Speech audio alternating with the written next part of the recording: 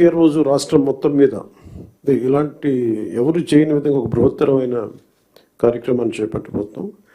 ఒకే రోజు రాష్ట్రం మొత్తం మీద 13,326 గ్రామ పంచాయతీల్లో ఉపాధి హామీ పథకానికి సంబంధించి రాష్ట్ర చరిత్రలో ఇప్పటివరకు ఎవరు చేయని విధంగా చిత్తశుద్ధితో గ్రామ సభలను ఏర్పాటు చేసి గ్రామ సభ రెజల్యూషన్స్ చేయడం జరుగుతుంది.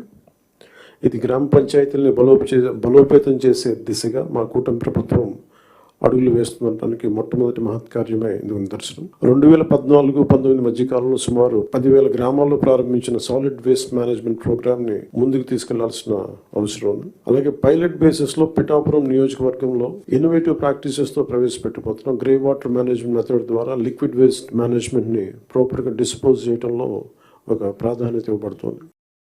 స్వచ్ఛ భారత్ మిషన్ మరియు ఇతర కార్యక్రమాల కింద నిర్మించిన ఇండివిజువల్ హౌస్ హోల్డ్ టాయిలెట్స్ని ODF ప్లస్ చొరవ కింద మెయింటైన్ చేయబడతాయి. అలాగే హౌస్ హోల్డ్ లెవెల్లో సేఫ్ డ్రింకింగ్ వాటర్ అందించడానికి మేము JJM జల్ జీవన్ మిషన్ కింద ఆగస్టు 15, 2024 నాటికి పల్స్ సర్వే నిర్వహిస్తున్నాం.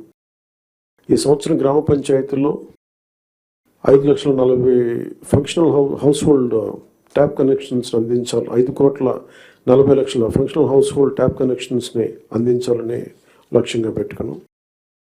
అలాగే అదనంగా రూరల్ రోడ్స్ ఏవైతే పూర్ కండిషన్స్లో ఉన్నాయో వాటికి ఇమీడియట్గా రిపేర్స్ చేయాలి. అందుకు ఈ ఆర్థిక సంవత్సరంలో 4,721 కిలోమీటర్ల మేర కొత్త రోడ్స్ని ఏర్పాటు చేయడంతో ప్రభుత్వం అన్ని చర్యలు తీసుకుంటూ ఉంది.